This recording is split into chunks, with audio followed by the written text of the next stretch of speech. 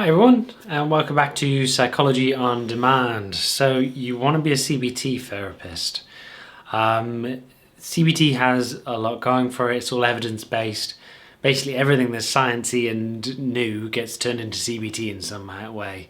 So you've got CFT, you've got MCBT, so you've got all these different versions of CBT. And there's models for lots of different ways of working. So if you want to work in more of a compassionate way, you can go in compassion focused therapy. If you like working really strictly with values and getting people towards what's important in their lives, then you can go more behavioural routes with Martel. And if you want to go really deep into someone's origins and work out where the trauma comes from, you have things like Beck's model. There's lots of different kind of models you can get into, and it's basically just whatever is shown to work in the research gets turned into some form of CBT.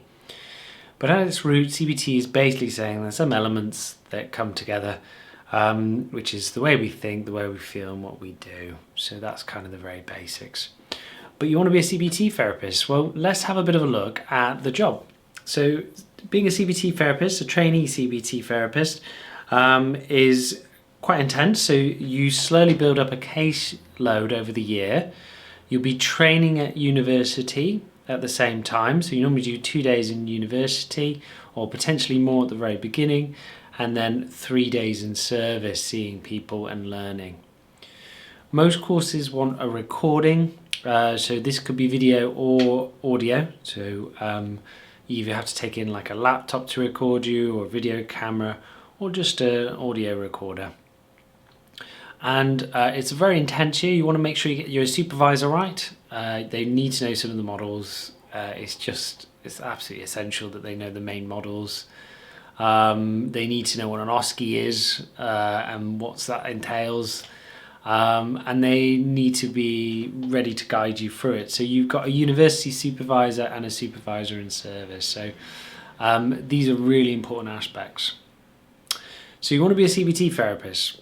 You have got to interview first with the service, because they're going to give you the funding, and then with the university, because they need to say that actually you meet the criteria to follow through on the course. So it's a 2-part interview usually, with often one that is just purely the service, and then either the university representative on their own or as well as the service leads. So two-part interview. That's basically the job, is seeing people, helping them with CBT and slowly learning CBT as you kind of help people through their difficulties. Starting with around kind of 1-2 a day, maybe going up to 3 in your trainee year.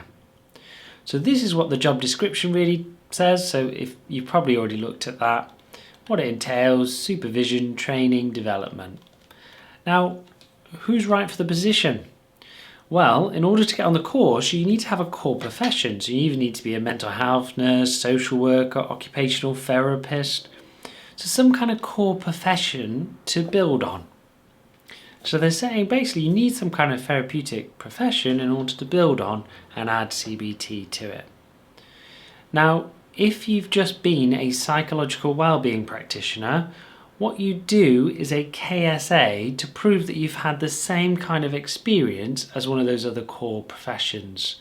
Now, this is quite a big piece of work. I wouldn't say it was quite dissertation level, but there's lots of different things you have to show you've learned, such as kind of experience of different therapeutic approaches, experience of working with people one-to-one. And so it's a whole list and a range of different skill sets that you have to show you have. I'll put the link below towards what you need in a KSA and where the documents are. So underneath that then, demonstrate experience of working in mental health services. Yep, so you will need to have some experience in mental health. Yep, so ability to kind of look after your own caseload and time. Good written communication. These are all kind of the norms you'd expect in most jobs at this point. Understanding of anxiety and depression and how it may present in primary care. So you have secondary care and primary care. Primary care is not severe and enduring mental health. So you need to understand a little bit about how it's kind of presents and what it's going to look like and what's going to be coming through the door. Okay. What else have we got? So demonstrate an understanding for the need for the use of evidence-based psychological therapies and how this relates to the post. So you need to know that all these approaches are trialed and tested, and that's why you're using them. They've been proven to work. So they have a significant impact on the people that they're used with. Ability to evaluate and put in place the effective training. Again, you can use loads of examples from lots of different places there. Computer literate, of course, yeah, what you'd expect in a modern job. Able to develop good therapeutic relationship with clients.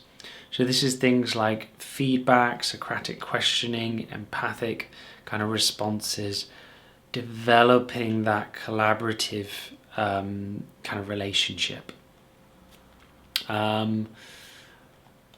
Enthusiastic. These are the things you'd expect in most jobs, and you just put a small amount in your kind of statement, your CV. Okay. They may ask for a little bit about your knowledge of models, so having a few models set up would be excellent. So just kind of knowing that Clark and Wells did the social phobia model would be helpful. Maybe just knowing that Dugas did a worry model. So these are all on my channel. If you just have a quick look through them, might be good just to know kind of the names, some of the names and what they did. Understanding the stepped care model is really important. So I've got another video on what step 2 and step 3 is. So understanding the levels is really important. Experience of working in a multicultural setting. So it's really important in the NHS that we're meeting all populations and that no kind of groups or sets of people are missed out. So if you want to be a CBT therapist, it is really tough at the beginning, but you do get a lot more freedom, and there is so much in CBT. You can just keep going. You can add things on like EMDR therapy, but CBT is a really good place to start your therapeutic journey.